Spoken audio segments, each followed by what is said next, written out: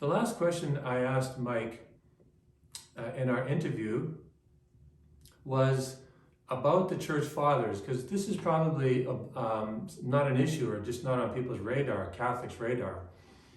Mike has a podcast on the church fathers, which I really encourage people to start listening to. It's not very, each episode is not very long, but it gives a really, really interesting insight into a particular father of the church. So I encourage you to watch the clip, and then I'll come back and give a commentary. There are a lot of good reasons. One is that sometimes we sell ourselves short. Um, if we think about so many of the great discoveries that were made about the ancient world in the 20th century, think about the Dead Sea Scrolls, which were found in the wake of World War II and became an international sensation. And they remain an industry to this day.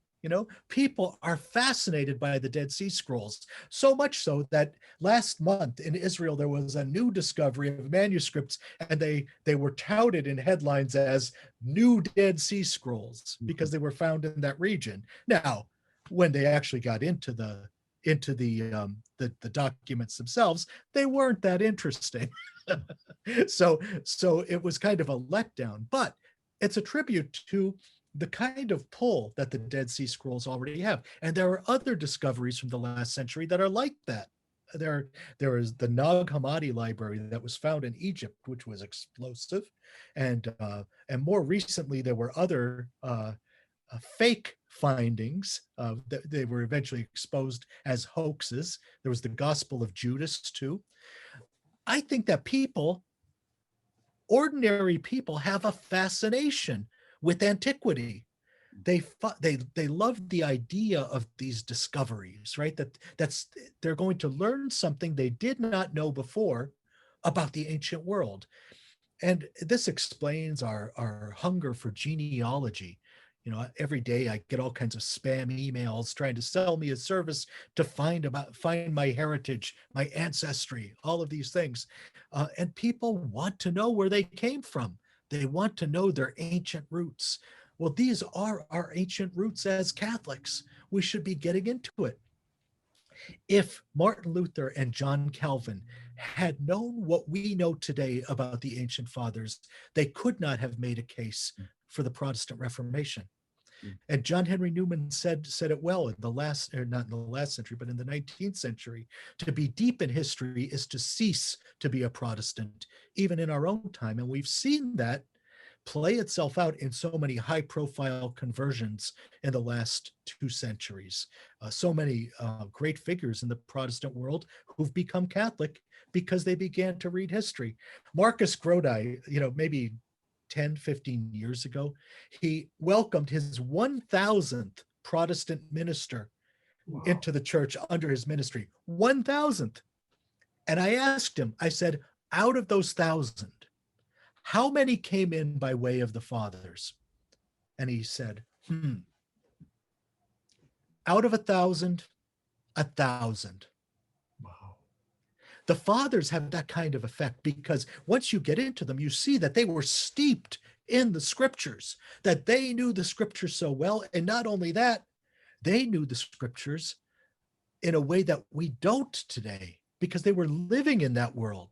They were living in that culture. They were living playing the same sports that St. Paul refers to in his letters. They were using the same modes of transportation.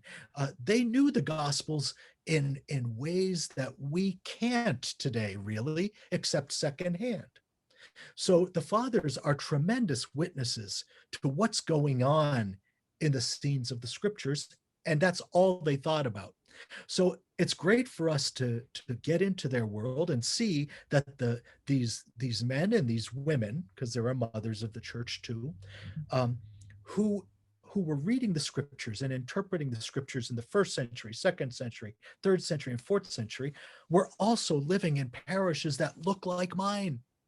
They went to mass on Sunday and their mass was a sacrifice.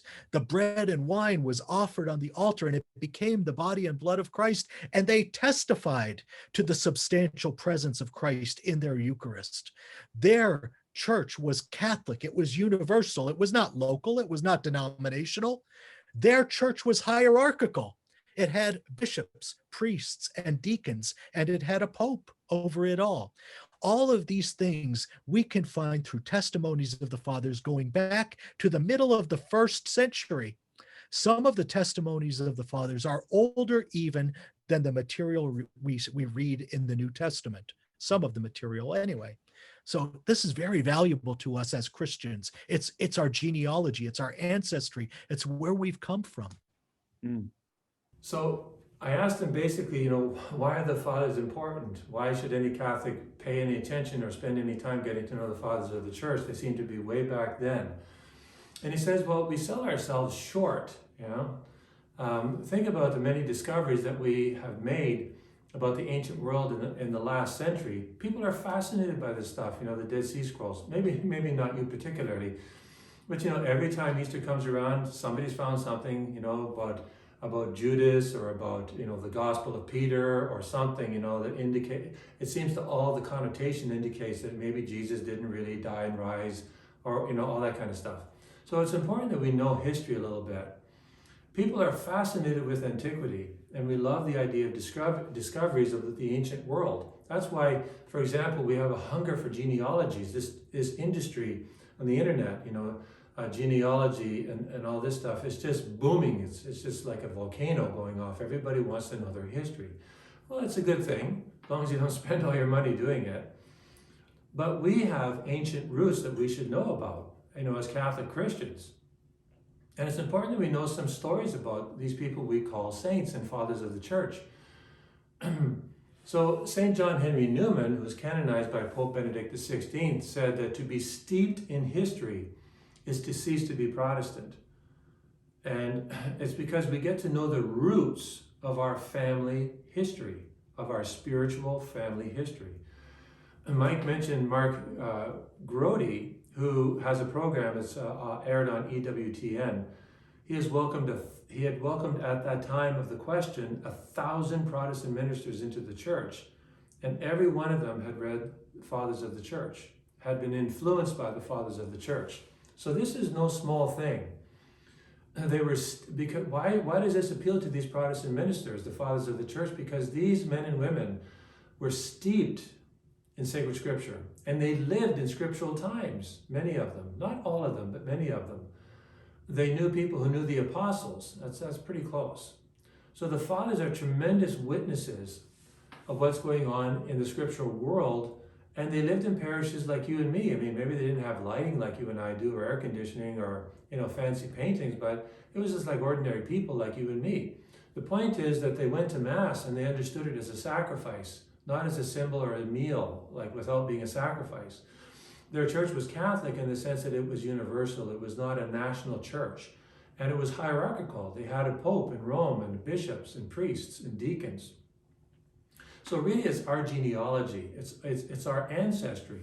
And I really encourage you to listen to Mike's podcast. You'll learn so many interesting things about the saints. They become so human, these fathers of the church. And maybe they'll encourage you in your desire to be a saint, because just read the one, listen to the one on St. Jerome. I just did, and it'll encourage you. I'm sure of it, that you can become a saint, just like St. Jerome became a saint. He had a lot to overcome in his life, and he really worked with God's grace to do so. God bless you.